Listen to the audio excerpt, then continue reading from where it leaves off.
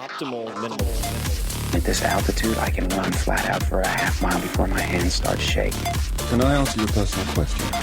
Now would seem an appropriate time. What if I did the opposite? I'm a cybernetic organism, living tissue over a metal endoskeleton.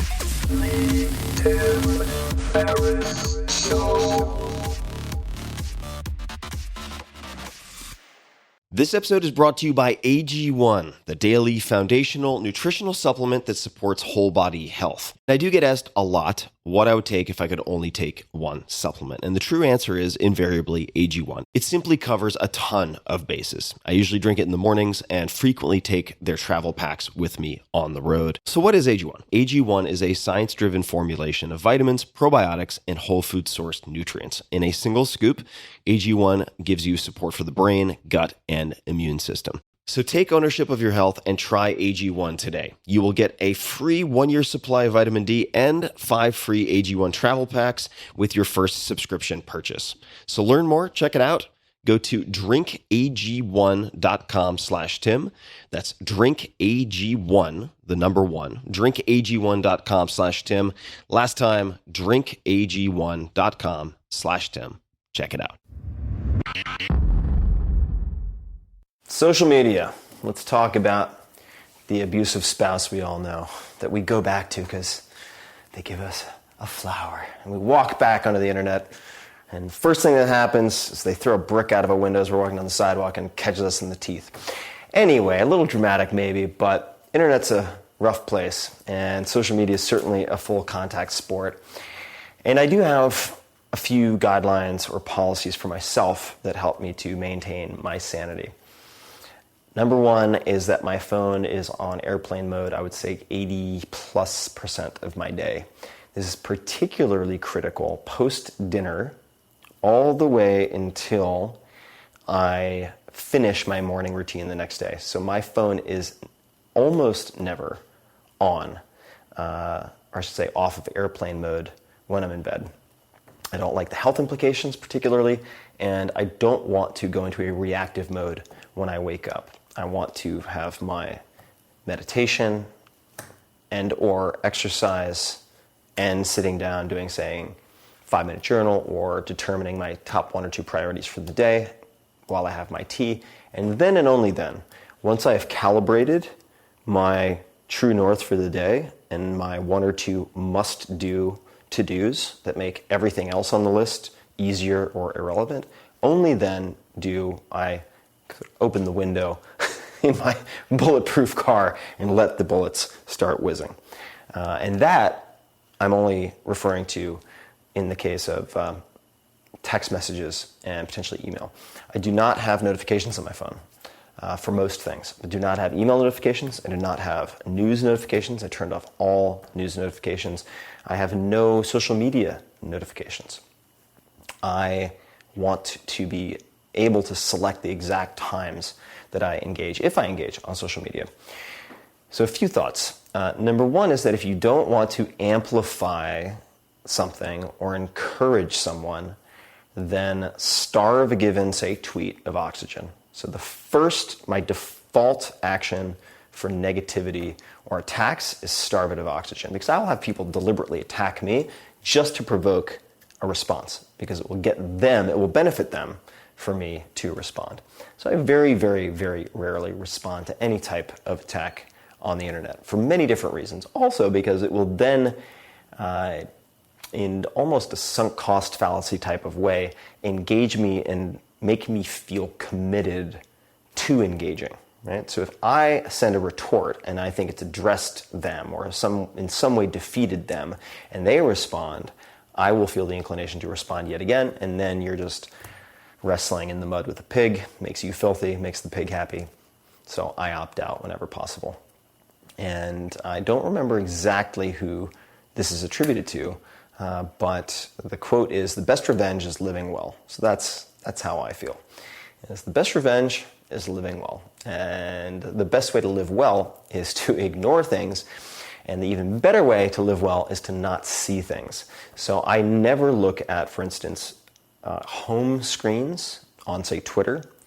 I will look at my @ replies, because many of my readers and listeners are very good at finding things I find really, really interesting and fascinating. They say, hey, Tim, I thought you'd really enjoy this study related to A, B, and C. Hey, Tim, you shared this video about blah, blah, blah in 5 Bullet Friday newsletter. I thought you'd love this video that very few people have seen outside of Poland. Awesome, fantastic. That's the stuff I want to see. So Twitter is useful for specifically looking at feedback via @ mentions, but also connecting with celebrities or well-known people, I should say, who then can communicate with you if they follow you, or if you can catalyze, you can encourage them to follow you in a bunch of indirect ways, like retweeting things they've done, favoriting things they've done, following them, doing all 3 of those things at the same time, or in rapid succession. Then you can DM with them, and neither of you has to exchange personal information. That is how I've got probably 40 of the people who are in some ways above my weight class to be involved with Tribe of Mentors. But the different social media networks also to me represent different types of neighborhoods. So Twitter's, of those I engage with, readily the most poisonous in a way. It's not the most violent. There are others that are more violent, but it's really a street, as I mentioned in the beginning, where you walk down the street and people are throwing potted plants at your head for no apparent reason. And yelling at you and calling you names, and it's really a pretty nasty neighborhood, not very friendly. Facebook is significantly better, I think in part because there is less anonymity. It's significantly better in my experience. And then one level further would be, maybe it's just my experience, but Instagram. I find Instagram to be a much, much friendlier environment. So I am most inclined to look at say the entire bulk of comments to a specific post on Instagram, because people aren't dicks as much. They're still idiots on Instagram, don't get me wrong. And I also have absolutely no problem with muting or blocking people. So if someone comes to my profile, to my post, and they start berating me, I view that as them coming into my house, kicking off their shoes or keeping their shoes on, putting their feet up on my dinner table and spitting on the floor. So they're not invited back. I routinely block and mute, just without any regard for whether those people are having a bad day and they're just off, they're gone. It's a one strike you're out policy. And if I feel that I am already pre-agitated, meaning I have a lot going on, I'm feeling somewhat reactive or combative, I think very carefully about going on social media. And I think about it specifically at night. All right? So let's say that I'm going to have a really late dinner, right? It's like 10 o'clock dinner, so I'm probably going to go to bed within the next 2 hours. And I'm tempted to go on Twitter, because sometimes I'll look at my, verified @ mentions, like, oh my God, such and such basketball player or such and such director or athlete, whoever it might be, listens to my podcast. How cool. But that's, I would say, 20% of the time. 80% of the time, there's going to be someone who's like, Tim Ferriss is a stupid blah, blah, blah, blah, blah, blah, blah, blah. And then I'm going to get my knickers in a twist, and I'm going to be all wound up and potentially angry right before going to bed. The worst possible time for me to be stuck in my head, considering hypothetical arguments and how I could win those arguments. Not productive, not helpful. So I think about that. I'm like, if I turn on this phone and I look at Twitter, there's an 80% chance that I will have a bad outcome. Okay, let's not do it. And I put it down. So those are a few of the ways that I think about managing social media, so to speak. Managing by neglect and cultivating selective ignorance, I think, is very, very important, because you have in social media companies with billions of dollars of capital in R&D and advertising and product development, whose sole job is to take you off task. And one of the most effective ways to take you off task is to make you angry. All right? This is what many of the polarizing news outlets have figured out and used for a very, very long time. If it bleeds, it leads.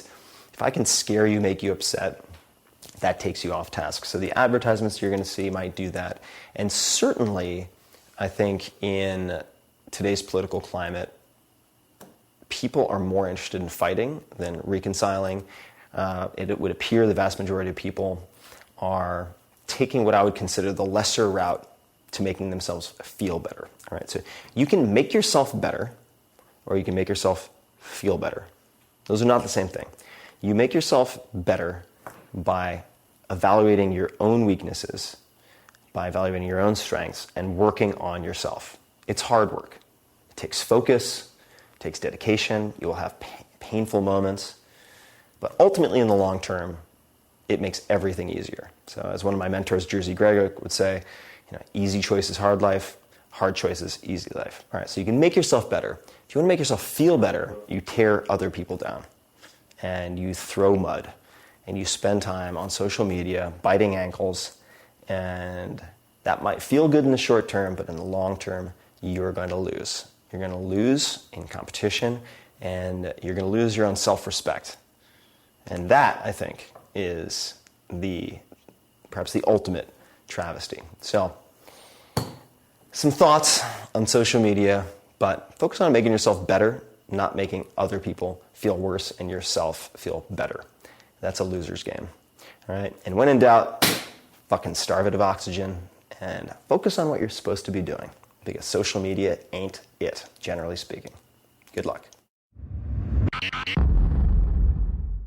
So I get asked a fair amount, how do you contend with the sheer volume of information and advice that you hear and receive from, say, podcast guests, right? Because I'm doing 6 podcast episodes a month. They are 2 to 4 hours in length, typically. And it could seem that I, and maybe even my listeners, would be getting waterboarded with details to the extent that they wouldn't be able to absorb or assimilate them. And it's pretty simple for me. There are a few different tactics and I would say beliefs that allow me to get a lot out of it without feeling overwhelmed. The first is actually something that relates to writing after doing extensive research, because you suffer from the same problem. I have 15 notebooks with 1,500 pages of notes, and I'm writing a 200-page book, if you're not me. How am I going to condense all of this? How am I going to remember the most important parts? And what Cal Fussman, who is an incredible writer and also a very gifted interviewer, was taught at one point by a very famous novelist, and then he told me this story, was the good shit sticks. Right? So the good shit sticks just means don't stress about it. The really standout stuff has a strong foothold in your mind, and it will either stay with you or it will come to you when you need it. So have that confidence. If you are paying attention and you're present when you take the notes, and you're present when you are listening to people so that it can make an initial imprint, the good shit sticks. So just have that faith. I hate to use that word typically, but just have the faith that if you're present and really paying attention when you're reading or writing something down or listening to someone, that the imprint has been made and the good shit has stuck. That's number one. Number two is actually borrowed from Derek Sivers. So, very well-known entrepreneur, a philosopher king of sorts in the programming world's also a tremendous musician. And his policy for evaluating opportunities is, if it's not a hell yes, it's a no. All right? So if it's not a hell yes, it's a decline. And I think that similarly, when I'm interviewing someone and I have a notebook at all times when I'm interviewing someone, if they say something that really grabs me, I mean, it's not, oh, that's kind of cool. It's like, whoa, I get pulled by the shirt. I'm like, what the fuck? Oh my God, that's amazing. I have to do that. Then I note it down, all right? If it's lukewarm, I don't highlight it. If it's lukewarm, kind of cool, I pay attention. It makes the imprint, but I don't note it down. So at the end of, say, any given 3-hour interview, I may only have 4 or 5 highlights of things I want to test. What's important at that point is that I put it into a calendar. If you want to try something, or if you want to purchase something, within the 2 hours after that interview, I set down some type of next step. So I either go on, say, Amazon Prime, boom, I bought it, I'll have it in 2 days. Or I go into my calendar, it's like, okay, I want to commit to scheduling, say, voice lessons. after I did a podcast with a very well-known musician. I said, all right, I want to schedule voice lessons. It's got to be done now or it's just never going to happen. So as soon as I finished, I got into Slack, started to communicate with my assistant. I also did some preliminary research, looked at my calendar as to where I would be, thought about what my parameters and criteria might be, and boom, it's in motion, right? So in my world, and in many worlds, if it doesn't happen now, or it's not put into the calendar, it's not going to happen. It will never happen, right? So that's part 2. And I would also say part 3 is another belief, and that is you don't have to do a million things right. You really just have to get a few things right and have first principles, which is why I enjoyed so much my interview with Ray Dalio, who manages the largest hedge fund in the world. He is always thinking about first principles because you have principles, strategies, tactics, and then everything else, right? For instance, if you want to be an artist, okay, you could use every latest tech tool, the different crayons and markers and pencils, and get really stressed out about which of these to use. But ultimately, you need to have the fine motor control. And then you need to have the ability to see, right? So learning to be an artist or learning to be a physicist in some ways is learning how to see, which is what Ed Catmull, president of Pixar, said to me. And I thought very deeply about this. I said, okay, this is a first principle. I can think about that. And if I cultivate that skill, my ability to observe, that then filters down to 20 other fields. Okay, so if you don't fixate on the tiny little tools. They can be fun, the apps and so on. Don't get me wrong. If it grabs you by the shirt and you're excited, try it. But you only have to get a few things right. And by that, I mean you only need to cultivate a handful of skills: deal making, negotiating, nonviolent communication, prioritization, by, say, reading something like The Effective Executive by Peter Drucker. And you're good. You're going to win at the game of life if you don't drown in the lower level detail, right? So just have the confidence that it's not about doing a million things right. It's actually about saying yes, hell yes, to a handful of things, and then saying no thank you to 1,000, 10,000 other things. So those are a few of the approaches that I use, and I often, well, very frequently, use Evernote to keep track of different notes that I've taken on various interviews. And with articles online, for instance, I will pull them using the Evernote clipper offline into Evernote, and I will read all these articles in Evernote, and when I find little tidbits that I find useful, unlike, say, Kindle, where you can highlight things and then review your highlights, in Evernote, with something that's just a mishmash pulled off the internet, what I'll do is I will put 3 asterisks before what I find really interesting and then bold and underline it. Then all I need to do is in those notes, if I want to do a quick refresh on what I found very important at the time, is I'll do a Control F, which is find, and it'll say found 7 instances of ... Boom. And then in 5 minutes I can do my review. And I would say last but not least, try to specialize in, as I mentioned, first principles and those higher level tools. But secondarily, try to focus, and Kathy Sierra, who's amazing, first said it this way to me, on just-in-time information, not just-in-case information. So if you think about it, like how many books have you read, nonfiction books, and you're like, just in case I need this, right? I'm interested in, I remember way back in the day, like import-export. I want to be an import-export. This is a long time ago. And I read it, and that was with the understanding, but I suppose not with all too much clarity, that I probably wouldn't use that for years. So what happens? If I need to use it years from then, and it's a book, I just need to reread the damn book. So instead of doing that, focus on just-in-time information. So it's like, all right, I have this to do tomorrow, next week. These are the ways I can prepare. Boom, and you're on it. Instead of just-in-case information. And that also relieves a huge psychological burden. Oh, hi. Thank you for joining me for another video. This is my dog, Molly. And this is a wooden wine glass. I'm going to talk to you about mistakes that people make. Networking. What a dirty word that is. And I'll talk a little bit about how I've built my own network, as it were. My advice, in short, is to go narrow and to go long. All right, so that involves deep relationships with a small number of people and then playing the long game. What many people do is they go to an event to collect business cards, and then they follow up with people with whom they have no common interests in the hopes of some type of transaction in the near term, the next few weeks, the next few months.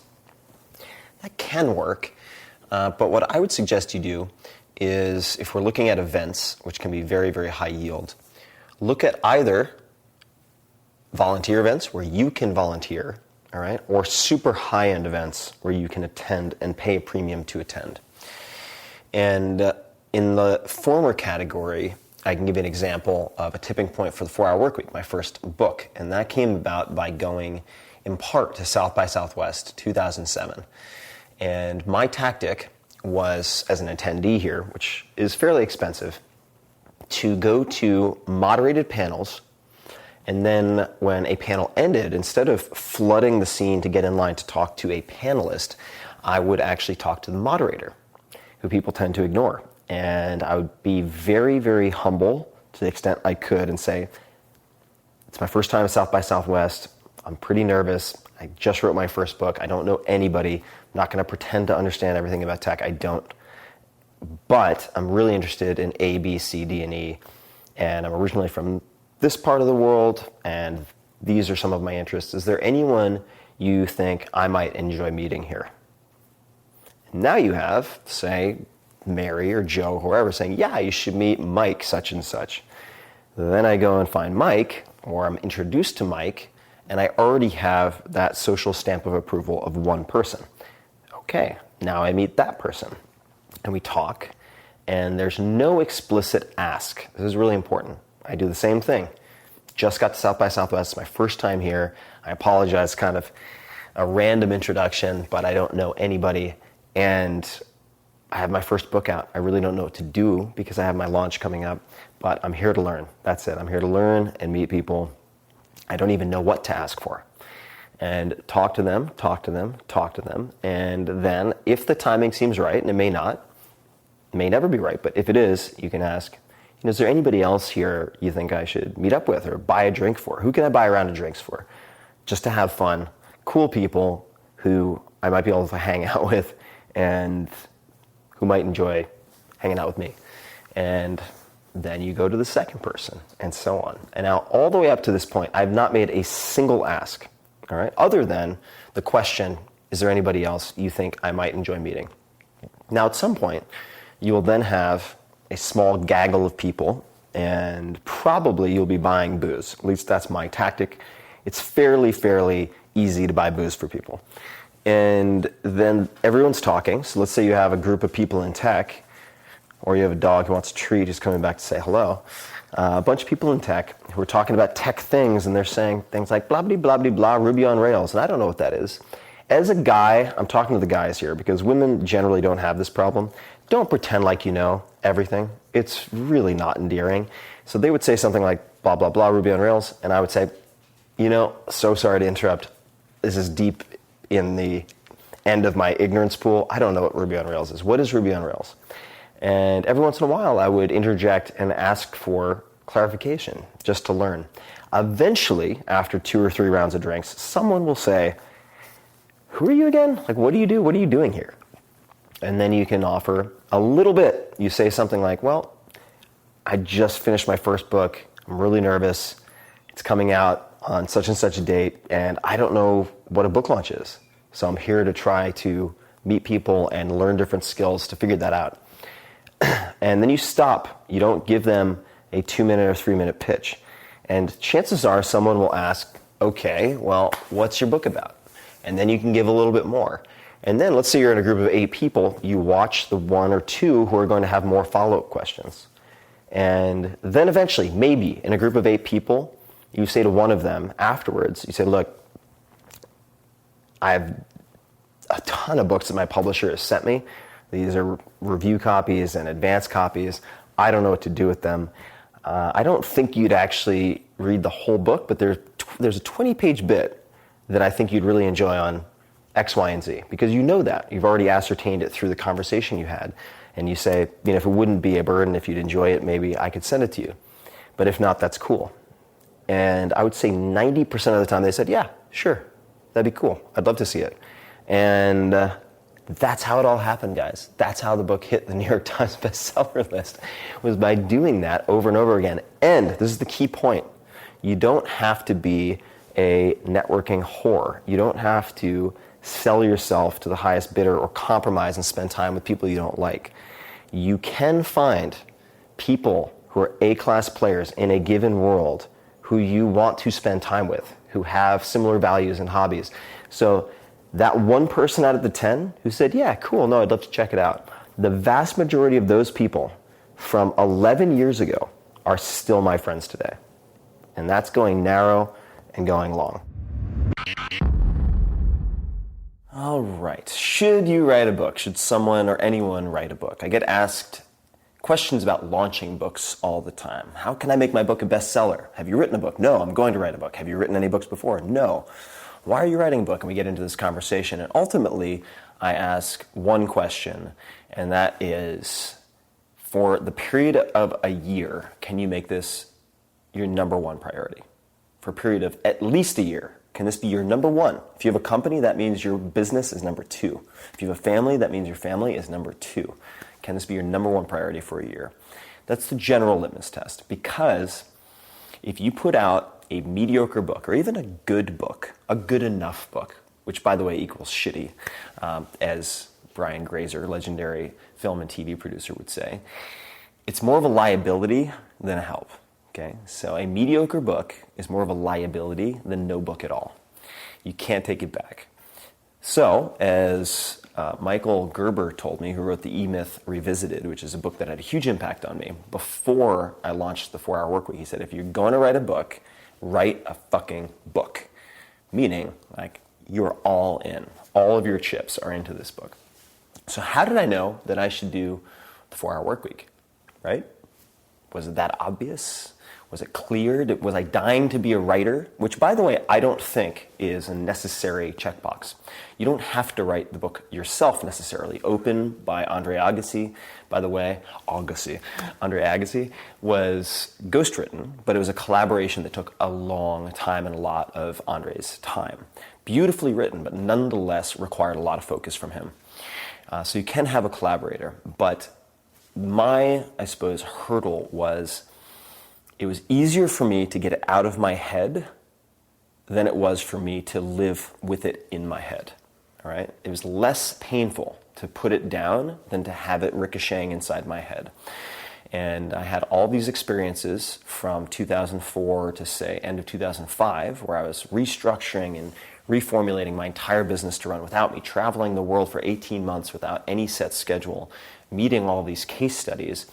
And I was teaching a class at Princeton twice a year, sometimes in person, sometimes remotely, in high-tech entrepreneurship, where I was sharing my findings about scaling a bootstrapped business. And that slowly morphed into lifestyle design, how to create a business or career to allow you to take advantage of the most valuable non-renewable resource, which is time. So I'm already giving these 2 to 3 hour classes, and I would take notes. And over time, because one of the students said, why don't you just write a book and be done with it, as opposed to teaching a class of 40 students, which was actually a snarky Princeton student response. It wasn't a real suggestion, I don't think. Nonetheless, I had insomnia for many years, and I couldn't get to sleep because these chapter ideas would come. These stories would come to mind, and I just couldn't get to sleep without jotting down a little note on a piece of paper. And I ended up with a huge pile of paper on lessons learned and so on. And I knew that at least 2 of my friends, right, and there were 2 specific friends in mind, one who was trapped in a decent paying job where he had no time, disliked what he was doing, but he could finally afford that nice car, right? So he felt like he was trapped. And then I had a friend who had started his own company who similarly was making decent money but felt trapped in a monster of his own making. And I felt these notes would help them, okay? Did not want to write a book at that point. Actively did not want to write a book, all right? But I felt a moral obligation to share this material somehow, and a few of my friends who were authors recommended that I explore the path to publishing it. And I made a few assumptions going into it, because keep in mind, I did not want to write a book. I assumed it was going to be extremely difficult and brutal to write the book, which it was. I mean, we're talking repeated moments of doubt. I should throw in the towel. I am going to have a nervous breakdown repeatedly. Okay, that has more or less been the case for every book that I've written. I'm at 5 now. Okay.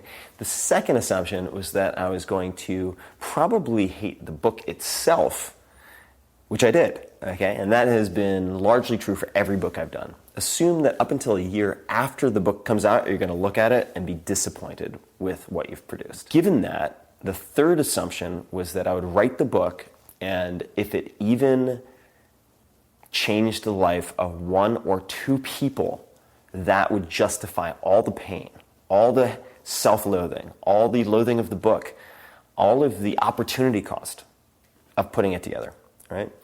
And that, last but not least, it was easier for me, less painful for me to get it out and throw a Hail Mary and hope for the best than to keep it inside of me and wonder, what if? Okay? So a lot of different checkboxes. And the book, keep in mind, 4 Hour Workweek was rejected by 27 publishers. And then, when it was finally printed, first print run was about 10,000 copies. You don't even get national distribution with that. Nobody really expected a whole lot. And then with the same amount of focus that I put into the writing, put into the launch, ended up hitting the New York Times bestseller list, and now it's millions of copies in 40 plus languages. Okay, but I don't think you get to millions of copies in 40 plus languages trying to write a book for the world that is going to help your business. I just don't think it happens. I've never seen it happen. And instead, check all the boxes that I mentioned, and I wrote this book for 2 friends, very specifically. And by personalizing it in that way, by talking to them in a very conversational way, we ended up with the results that we had. Could have very easily gone a different direction. But if you can listen to everything I've just said and you think to yourself, I should write a book, then by all means, go for it. But for most people, this doesn't mean I am a great writer, therefore you need to be a great writer. No, I'm just saying it was less painful for me to put it out than to keep it in my head. Hey guys, this is Tim again. Just a few more things before you take off. Number 1, this is 5 Bullet Friday. Do you want to get a short email from me? Would you enjoy getting a short email from me every Friday that provides a little morsel of fun before the weekend? And 5 Bullet Friday is a very short email where I share the coolest things I've found or that I've been pondering over the week. That could include favorite new albums that I've discovered. It could include gizmos and gadgets and all sorts of weird shit that I've somehow dug up in the world of the esoteric as I do. It could include favorite articles that I've read and that I've shared with my close friends, for instance. And it's very short. It's just a little tiny bite of goodness before you head off for the weekend. So if you want to receive that, check it out. Just go to 4hourworkweek.com. That's 4hourworkweek.com, all spelled out, and just drop in your email, and you will get the very next one. And if you sign up, I hope you enjoy it. This episode is brought to you by ZipRecruiter. You may have heard them everywhere. They're growing like crazy. They're an innovative platform for doing several things, but especially improving the hiring process, making it slick and elegant and easy. One of the hardest parts of running any business, growing any business, is finding and hiring the right team. I've seen this firsthand in close to 100 startups now. God, I'm getting old. From all over the world at different stages of growth. And nothing can quite drain your resources and cost you time and money like making mistakes in hiring. ZipRecruiter developed their own system and their own platform for helping you to solve 2 of the biggest problems and bottlenecks for employers. Posting jobs easily and then making it even easier to find the best candidates. Unlike other job sites, ZipRecruiter does in effect the opposite of what you'd expect. So they do not depend on candidates finding you. Their technology finds the right candidate for you. And in fact, more than 80% of the jobs posted on ZipRecruiter return a qualified candidate based on your criteria that you select, in just 24 hours. So no more juggling email, reviewing hundreds of unqualified candidates. I've been there, done that. Don't recommend it. Or dealing with calls to the office, etc. None of that. Simply screen, rate, and manage your candidates all in one place on ZipRecruiter's dashboard. And as a listener of the Tim Ferriss Show, thanks for that, ZipRecruiter wants to allow you to start posting jobs and trying their services for free. So if you're thinking of hiring somebody, you need to find an executive assistant, you need to find a developer, whatever it might be. Try it out. Just visit ziprecruiter.com/Tim, and you can experience just how ZipRecruiter has been used by businesses of all different sizes to find the most qualified job candidates. Again, that's ziprecruiter.com/Tim. Check it out. Give it a spin. This episode is brought to you by Athletic Greens. Every year, of course, people look for new ways to become healthier, to take their fitness and so on to the next level. For me, step number one is having some form of nutritional insurance. That's how I would look at it. And the nutritional insurance needs to make sure all of my basic needs are met, all the boxes checked, regardless of travel, schedule, missed meals, and so on. There are going to be times in the new year when your diet and exercise will get interrupted. Life will interrupt it. And during those times, you want a safety net. I get asked all the time, if you could only use one supplement, what would it be? And my answer is inevitably Athletic Greens. It is your all-in-one nutritional insurance. I recommended it in the 4-Hour Body, did not get paid for that, and I travel with it to avoid getting sick. I take it in the mornings to ensure optimal performance. It just covers all my bases if I can't get what I need through whole food meals throughout the rest of the day. As listeners of the Tim Ferriss Show, you can receive 30% off of your first order by visiting athleticgreens.com/Tim. That is a great deal on one of my favorite products, and it covers my bases each day. It is part of my routine, and it leaves me with less to worry about if, for instance, I have to skip a meal or just can't get a high-quality meal.